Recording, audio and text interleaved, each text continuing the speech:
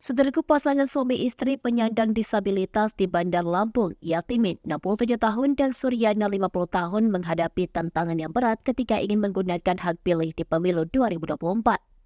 Mereka harus menghadapi kenyataan bahwa data pencoblosan mereka berpindah ke tempat pemungutan suara atau TPS yang jauh dari tempat tinggal mereka. Jarak dari rumah mereka yang berada di Jalan Purnawirawan, Gang Swadaya sekitar 4 hingga 5 kilometer dengan TPS di mana mereka terdata sebagai DPT. Meski tidak terlalu jauh, namun bagi pasutri tunanetra ini, kondisi itu membuat mereka kesulitan menuju lokasi. Pasangan ini lalu meminta bantuan kepada ketua RT setempat untuk diantar ke TPS 19 itu.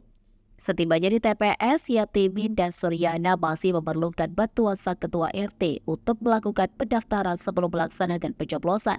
Keterbatasan pendampingan juga membuat mereka harus bergantian saat mencoblos, karena hanya ada satu pendamping, yaitu ketua RT dari tempat mereka tinggal tersebut. Yatimin juga mengaku tidak menggunakan alat bantu Braille karena hanya 2 surat suara yang dilengkapi Braille, sedangkan terdapat 5 surat suara secara keseluruhan. Maka dari itu, dia memilih untuk meminta bantuan pendamping dalam proses pemilihan.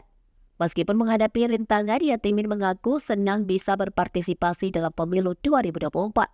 Ia berharap agar siapapun yang terpilih dapat membawa kemajuan bagi Indonesia, terutama dalam memperhatikan kebutuhan dan hak-hak para penyandang disabilitas.